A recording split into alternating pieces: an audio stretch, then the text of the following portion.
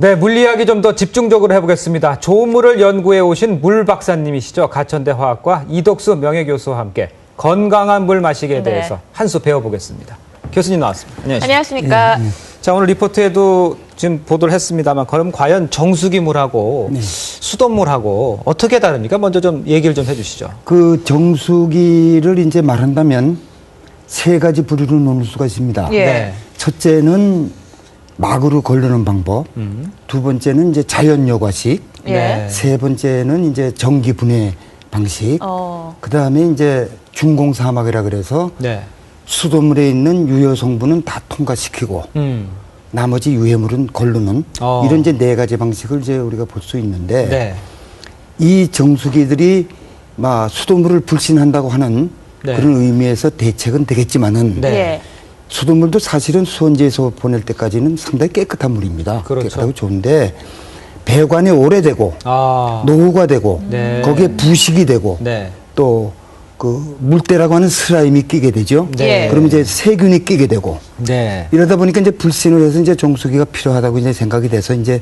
현재 이렇게 여기까지 왔는데 문제는 그 후차적인 문제가 있습니다. 어떤 문제입니까? 왜 물을 좀 유해 물질을 이제 걸러서 먹겠다고 하다 보니까 역삼투압이라든지 이 다른 막으로 처리하는 곳에는 되도록이면 그 유효 성분 미네랄까지 싹 다 뽑아 이런 현상이 있어요.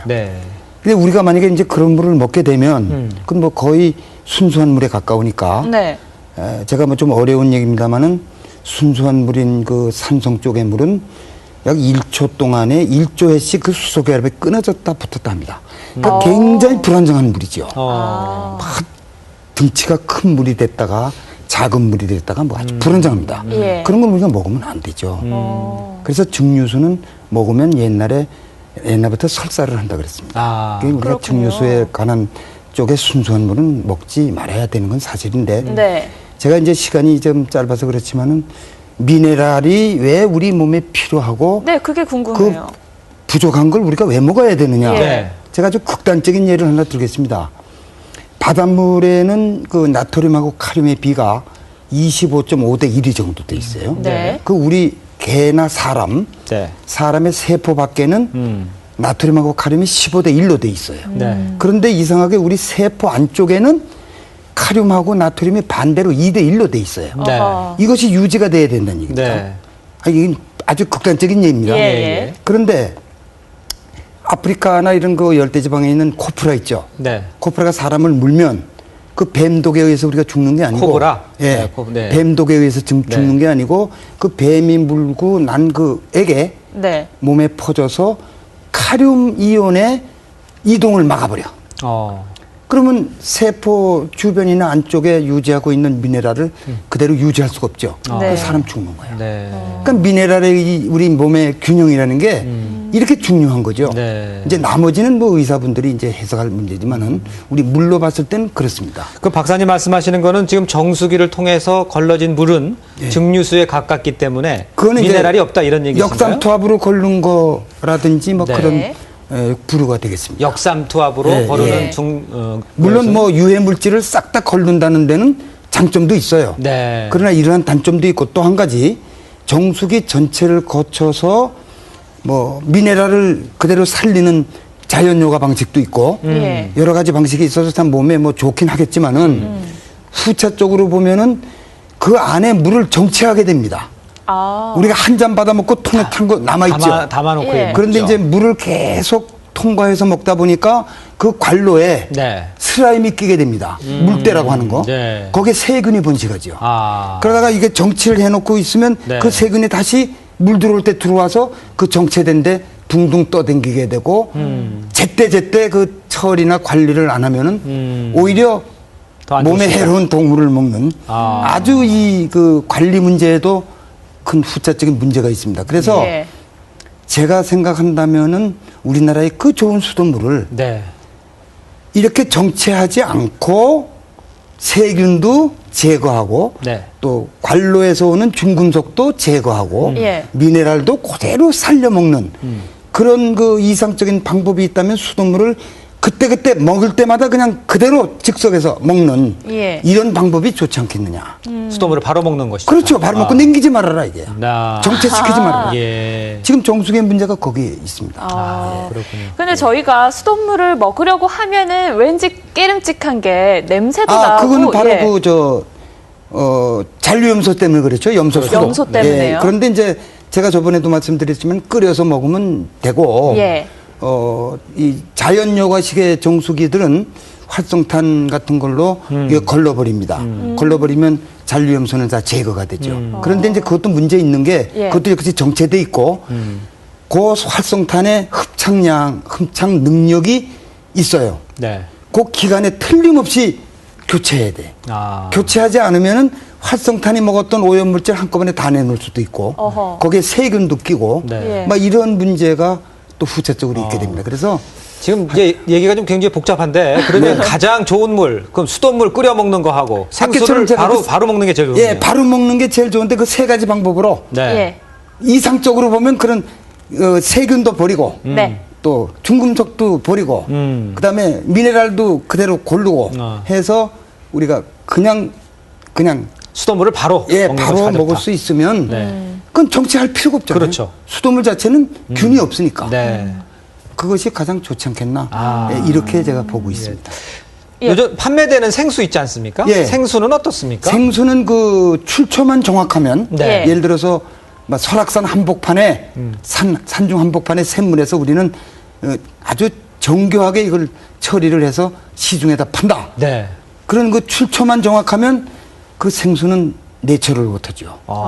진짜 신이 주는 물이라고 볼 수 있습니다. 그게 만약에 출처가 명확치 않은 생수라면 예. 그거는 조금 문제가 있다고 봅니다. 근데 이 생수의 종류도 굉장히 많아요. 굉장히 많죠. 예, 각기 예. 자기네들이 좋다고 그렇죠. 하는 것만 뭐 심층수도 있고 비가수도 있고 산소수도 있고 그렇죠. 탄산수도 있고 근데 그런데요. 그건 아니고 내추럴 워터에만 됩니다. 사람이 인공적으로 만든 생수는 예. 좀 문제가 있다. 별로 좋지 않습니다. 제가 얘기하는 건 예. 뭐 자연에서 우리가 태어났고 네. 자연에서 온 물을 우리가 먹고 살아야 되기 때문에 네. 그거는 뭐 누구한테 물어보시더라도 우리는 내추럴 워터를 단 깨끗하게 해서 먹는 게 가장 좋다. 교수님 아까 말씀하신 것처럼 뭐 수돗물이든 정수기든 고여 있으면 안 된다 이런 말씀이시잖아요. 생수는 근데 안 된다는 게 아니라 안 좋아진다. 오랫동안 안식할 고여 수 있으면은 그게 이제 그 관로에서 오는 슬라임에서 오는 그 균 예. 이게 서식한다. 서식지가 된다. 그럼 생수 같은 경우는 괜찮습니까? 페트병에 생수는 계속 다 그 담아 소독을 있으니까. 해서 예. 넣은 거니까. 예. 그렇지만 딴 후에는 오래 놔두고 먹으면 안 예. 되겠다. 딴 후에는 이불 대시면 또 안 안 될 되고. 것이고 예. 뚜껑을 아주 철저하게 닫아서 보관하시는 게 좋다고 봅니다. 그 다양한 그 생수들이 있는데 그 생수들의 효능은 있는 겁니까? 어떻습니까? 그게 내추럴 워터라면 네. 네. 내가 저번에도 말씀드렸지만 이제 빗물이 5.7 정도의 폐하로 돼서 땅에 내려갔다가 그것이 올라오면서 이제 7.4나 7.56 사이 네. 그러니까 우리 신체와 같은 그런 폐하를 가지고 올라오게 되면은 약염기성이기 때문에 거기 미네랄이 고르게 다 분포가 돼 있습니다. 네. 예, 그래서 예. 좋다고 봅니다. pH 항상 7.4를 강조를 하시는데 그러면은 그건 강조 하나만은 그건 뭐 당연히 있는 얘기니까. 네. 그러면 알칼리성이랑 산성이랑 왜 우리에게 뭐가 제가 다릅니까? 아까 말씀드렸잖아요. 예. 증류수라든지 순수한 물은 이 약산성입니다. 그건 약산성이고요. 약산성이고 우리가 먹는 천연 내추럴 워터는 약염기성입니다. 물론 알칼리성이 예, 아니죠. 예. 그러니까 그런 차이가 있어요. 그런데 이제 제가 아까도 말씀드렸지만은 물은 수소결합을 하고 있는데 이것이 산성 쪽에서 순수한 물이 될 것 같으면은 1초 동안에 1조회씩 떨어졌다 붙었다는 불안정한 그런 아주 물. 불안정한 물을 예. 가지고 있고 또 이제 우리가 천연에서 오는 약염기성 물이라고 하는 거는 미네랄이 고르게 분포되어 있다 보니까 네. 미네랄 주변에 물 분자가 붙어서 아주 가는 물 집단 예. 클러스터라고 그럽니다. 네. 그런 거 안정적인 집단을 만들어서 우리가 먹어도 세포 주변에서 안정하게 존재할 수 있는 그런 네. 물이 된다. 이런 거죠. 지금 요즘 가정주부들 정수기 많이 사용하고 있거든요. 그러면 그 정수기 사용하시는 분들은 어떻게 해야 되나요? 이왕 어떤 걸 중요하게 그러니까 생각해야 정수기를 됩니까? 우리 국민 마음대로 선택해서 잡수는 건 좋은데 예. 그 관리 관리를 잘해야 된다. 그 속에 그 부속품 바꾸는 시기 또는 아까 제가 말씀드린 관로에 낀 슬라임 뭐 이런 것들을 주부님들이 다 이걸 청소를 할 수 있어야 되는데 그게 아주 관리가 첫째적으로 문제가 된다고 좀 봅니다. 예, 알겠습니다. 물은 생수, 뚜껑을 바로 따서 수돗물도 끓여서 먹으면 가장 좋다. 그래서 이제 상온까지 나왔고. 알겠습니다. 예. 오늘 말씀 감사합니다. 고맙습니다. 감사합니다. 네, 어제 이어서 오늘도 물박사시죠. 가천대 화학과 이덕수 명예교수와 함께 건강하게 어떻게 물을 마셔야 되는지 한번 이야기 나눠보겠습니다. 안녕하십니까. 오늘 또 모셨습니다. 네. 자, 우리나라 수돗물은 아주 세계적으로 아주 우수한 물이라면서요? 좀 설명을 해주시죠. 제가 무슨 뭐 우리나라 수돗물을 자랑스럽게 얘기한다기보다는 전 세계에 그 유명한 그 장수촌이 있습니다. 네. 거기 8개 군데의 미네랄 분포를 전부 분석을 해서 우리나라 수돗물과의 비교를 해보면은 지형적인 차이는 있어요. 나라마다. 그래서 이제 그 함량은 다를 뿐더러 그 분포에 대해서는 우리나라 수돗물이 거기에 따라서 거의 비슷합니다. 장수촌에 있는 물과 비슷해요? 예, 비슷. 그러니까 칼슘이 거기는 50인데 우린 칼슘이 15. 또 뭐 나트륨이 거기는 뭐 30인데 우리는 뭐 5.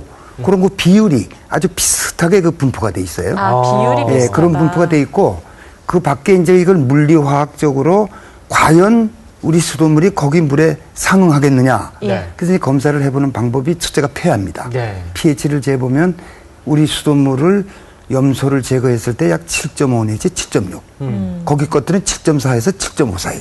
아주 유사하게 돼 있고. 그렇네요. 또 이제 그 물 분자가 어떻게 부서져 있느냐를 또 확인하기 위해서 이제 그 NMR이라고 하는 그 기계로 이걸 찍습니다. 찍으면은 헤르츠의 범위도 그것들하고 아주 유사해요. 또 이제 두 번째로는 그 에너지 상태가 어떠냐.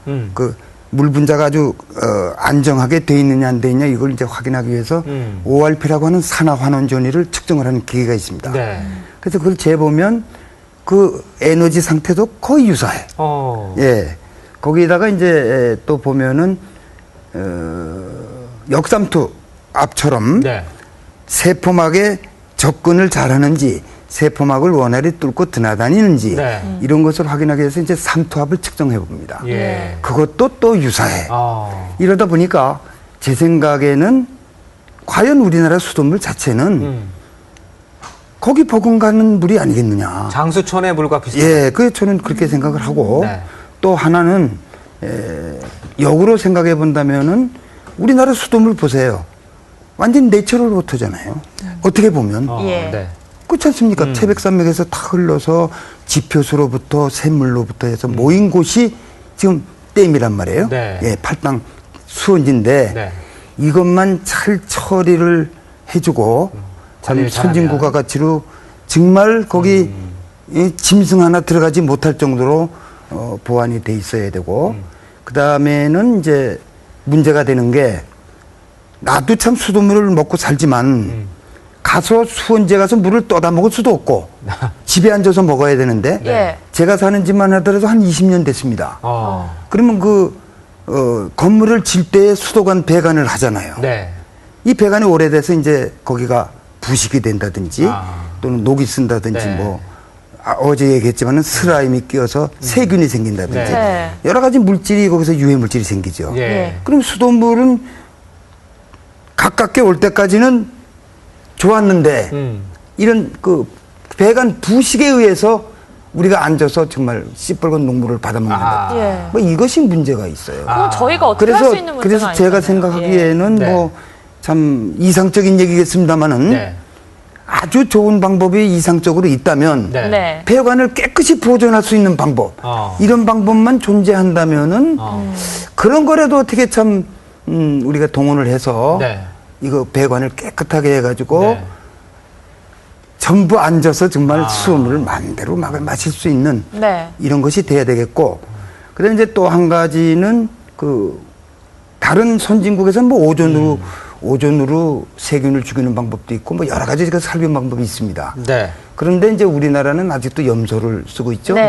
이 염소 냄새가 이제 잔류염소라고 그래서 이것이 남아서 수돗물이 정체되는 동안에 유기물하고 반응을 해서 발암물질을 만드는 경우도 있고, 뭐 이 여러 가지도 있지만은 이제 현재는 뭐 그런 게 없습니다만은 이러한 물질들을 우리가 제거를 해야 되는데 이제 대부분 휘발성 물질입니다. 그런 것들이 그렇다면은 그 염소 냄새가 아주 역하잖아요.